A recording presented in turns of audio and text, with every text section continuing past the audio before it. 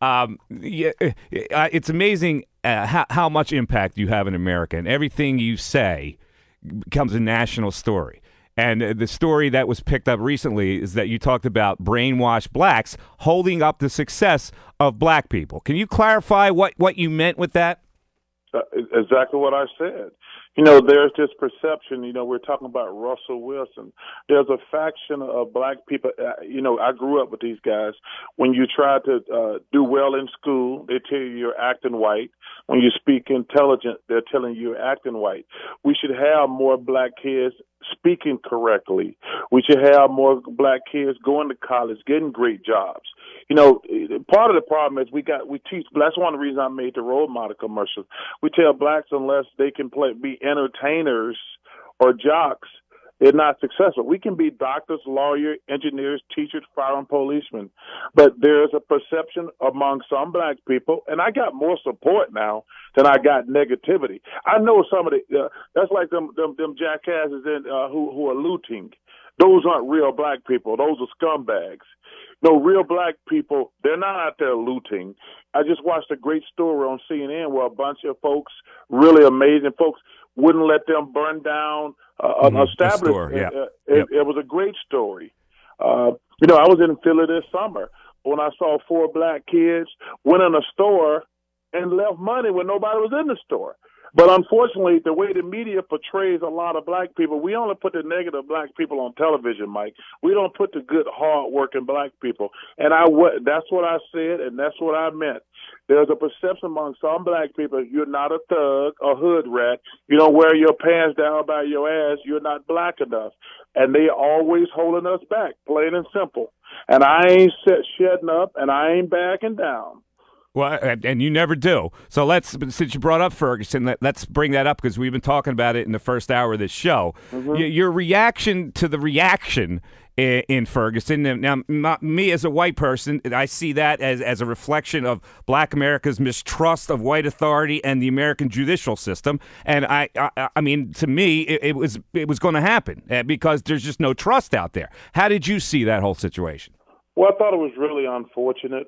Like I say, I need to really read the grand jury because, you know, Mike, we live in a quick story media, social network situation. You know, I'm hearing things today I haven't heard at all. You know, that even the black witnesses said this guy came 20 feet at the officer. They were fighting inside the car and 2 bullets went off. You know, I didn't know the kid came. I mean, the blood splatter, so the guy came at the cop 20 feet. I'm not saying who's right or wrong. I'm just hearing the true story that came out of the grand jury investigation. Yeah, the evidence would lead you to believe that the officer acted properly. But the mistrust, black people aren't going to ever see that. And that's where the problem lies. Well, but let me just say this, man. I think we have to be I know I'm black, but I'm going to try to always be honest and fair. We have to be really careful with the cops, man, because if it wasn't for the cops, we'd be living in the wild, wild west in our neighborhoods. I think we can't pick out certain incidents that don't go our way and act like the cops are all bad. I hate when we do that because think about it. Do you know how bad some of these neighborhoods would be if it wasn't for the cops? Listen, and first of all, it's always great to play Monday morning quarterback. Like he shot him a lot. Like, well, if you got a gun and you're fighting with somebody, you're not going to shoot him once. You're going to pull the trigger X amount of time. Like I say, I don't know what happened in Ferguson. Nobody knows what happened. I want to take the time as a responsible person, read the grand jury statement. Like I say, I didn't know they got to fight inside the car.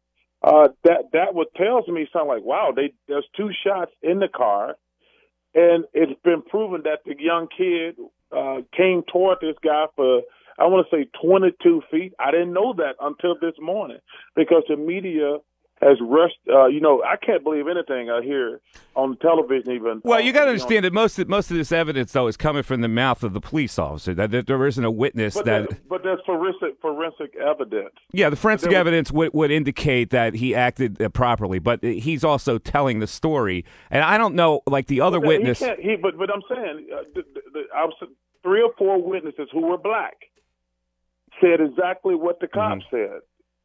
See, that's why I don't like talking about racial stuff with the media, because, like, they love this stuff.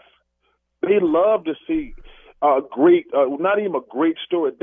Controversy sells, unfortunately. It's just an awful situation. A young kid got killed. Man, the cops are the last line of defense. We shouldn't just jump to conclusions. No, I got you. I got you. And again, but we're going to jump to conclusions, especially Black America, because of situations in the past. They should not do that, Mike. No, you're right. It's hard. They don't jump to conclusions when black people kill each other. It's like part of their everyday life. Mike, you know I'm in Philadelphia all summer. It makes me sad every single day that I see this black-on-black crime. I mean, it really makes me sad. Like I say, I'm in Philadelphia all summer. You know that. I'm there 4 months a year. Mm-hmm. It really makes me sad every single day. Not one day, not Monday, not Wednesday. Every single day, black-on-black crime is an epidemic, and nobody goes crazy. And like I say, I don't know what happened, man. I'm just going to go by the evidence, forensic evidence. But that being said, there's no excuse for those people to be out there burning down people's business, burning up police cars. That serves no purpose. Totally agree. That serves no purpose whatsoever. I totally agree. All right, let's move on to a couple other subjects.